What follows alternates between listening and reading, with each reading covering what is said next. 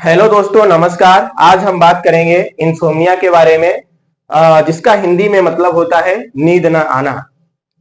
तो आखिर दोस्तों, इंसोम्निया कैसे होती है, उसके क्या रीजन है, उसके क्या सिम्टम्स हैं और उसका क्या उपचार है, उसके बारे में आज हम चर्चा करेंगे। तो दोस्तों, नींद न आने का जो कारण है, सबसे पहला कारण क्या है? Stress and anxiety. हमारे बदलती हुई दिनचर्या और भाग दौड़ की जिंदगी में स्ट्रेस और एंजाइटी जो है एक सामान्य बात हो चुकी है। तो स्ट्रेस और एंजाइटी की वजह से जो है, तो जब हम नाइट में बेड स्लीप करने के लिए जाते हैं, तब हमें स्लीप नहीं आती है। तब ऐसी कंडीशन में हमें इंसोम्निया होने का खतरा बन जाता है।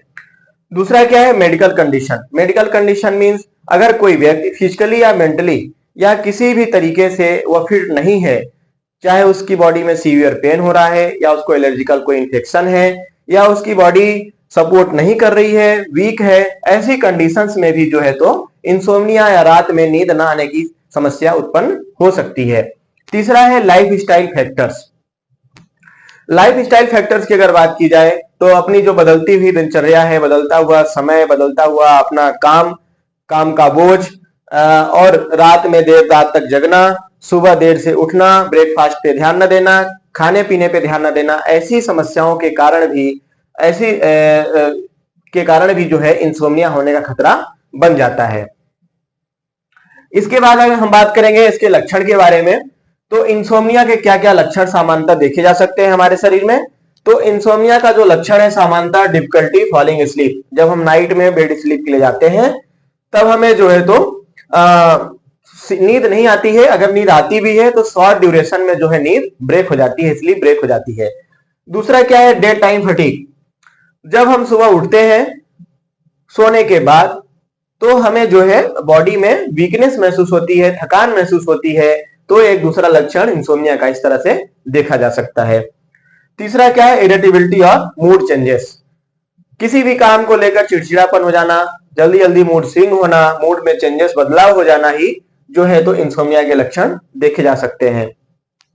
इसके बाद हम बात करेंगे इसके ट्रीटमेंट के बारे में। तो इंसोम्निया से बचने का क्या क्या उपाय है, हम इंसोम्निया से कैसे बच सकते हैं, हमें प्रॉपर नींद आनी चाहिए, इसके लिए हमारे पास क्या क्या उपचार होने चाहिए, उसके बारे में हम देखेंगे। तो सबसे पहला है चेंज लाइफ स्टाइल। सबसे पहले हमें अपनी लाइफ स्टाइल को चेंज करना पड़ेगा। हमें रात को जल्दी एक टाइम सेट करके सोना होगा और सुबह जल्दी उठना होगा। दूसरा क्या है? Sleep hygiene.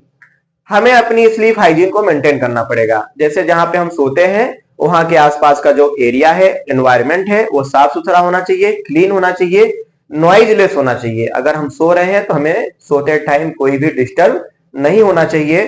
तो हमें आसपास का जो एरिया है वो क्या चाहिए? नॉइजलेस चाहिए, साफ सुथरा चाहिए। इसके बाद है मेडिटेशन। मेडिटेशन, सुबह उठकर हमें क्या है? ध्यान केंद्रित करना है, कुछ ऐसे योग करना है जो हमारे हार्मोन्स को चेंज करें, और हमें जो है नाइट में सोने के टाइम पर हमें प्रॉपर स्लीप आनी चाहिए। तो मेडिटेशन भी एक सबसे अच्छा उपाय है जो इंसोम्निया को दूर कर सकता है। इसके बाद है एक्सरसाइज। सुबह उठने के बाद जो है हमें व्यायाम करना चाहिए, ज्यादा से ज्यादा वर्कआउट करना चाहिए, हो सके तो जिम ज्वाइन करें। ज्यादा वर्कआउट करने से हमारी बॉडी जो है बराबर वर्क करती है, जितने भी हार्मोन्स जो हैं बराबर रिलीज होते हैं। अगर हार्मोन्स अच्छे से रिलीज होंगे तो हमें जो है इंसोम्निया से छुटकारा पा सकते हैं। इसके बाद है मेडिसिन। अगर हम इन सभी चीजों से छुटकारा नहीं पा रहे हैं तो हमें मेडिसिन की ओर ध्यान देना चाहिए। मेडिसिन कैसे है? ये इंसोम्निया की जो मेडिसिन होती है, नींद ना आने की जो टेबलेट्स है, आप ओवर द काउंटर नहीं ले सकते हैं। ऐसी मेडिसिन आपको जो है तो डॉक्टर के प्रिस्क्रिप्शन के बाद ही मिल सकती है। तो सबसे पहले आप जो है तो डॉक्टर के पास जाएं, एक साइकोलॉजिस्ट के पास जाएं, या फिजियोलॉजी के पास जाएं, या एक न्यूरोलॉजिस्ट के पास जाएं, जो आपको प्रॉपर सलाह दे सके कि भाई नींद क्यों नहीं आती है, उसके बारे में उसकी हिस्ट्री चेक करेगा कि आपको नींद कब से नहीं आ रही है। वो सारी चीज चेक करने के बाद जो है वो आपको मेडिसिन प्रिस्क्राइब करेगा, और आप वो मेडिसिन जो है मेडिकल शॉप में जाकर आसानी से ले सकते हैं, और टाइम टू टाइम एक सेट टाइम पर जो है आपको वो मेडिसिन को लेना पड़ेगा। यहाँ पे मैंने कुछ मेडिसिन दी है जो सामान्यतः मेडिकल शॉप में मिल जाती है, जैसे full night 2 mg tablet, Alprax 0.50 mg tablet, Clonafit 0.50 mg tablet, ये तीनों टेबलेट हैं जो नींद न आने की समस्या को दूर करती है, इंसोम्निया से हमें छुटकारा दिलाती है। पर ये सभी मेडिसिन शेड्यूल एच में आती हैं, तो ऐसी मेडिसिन है जो शेड्यूल एच में आती है वो डॉक्टर के प्रिस्क्रिप्शन के बाद ही हम दवाई की दुकान में जाकर, मेडिकल शॉप में जाकर ले सकते हैं। इसके बाद हम दोस्तों देखेंगे स्लीप चार्ट एज पर एज।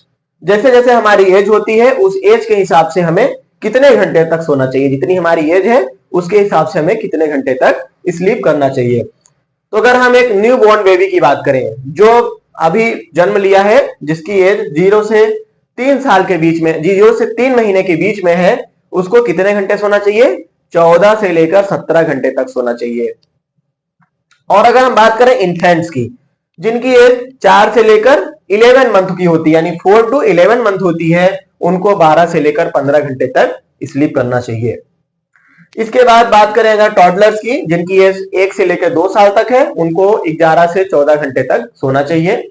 प्री स्कूलर्स जिनकी एज 3 से लेकर 5 साल तक है, उनको 10 से लेकर 13 घंटे तक स्लीप करना चाहिए। इसके बाद अगर बात की जाए स्कूल एज की, तो 6 से लेकर जो 13 साल के बच्चे होते हैं उनको जो है 9 से लेकर 11 घंटे तक सोना चाहिए। इसके बाद बात करेगा टीनेजर्स की, जिनकी एज 14 से लेकर 17 साल के बीच है, 18 साल तक है, उनको 8 से लेकर 10 घंटे तक सोना चाहिए।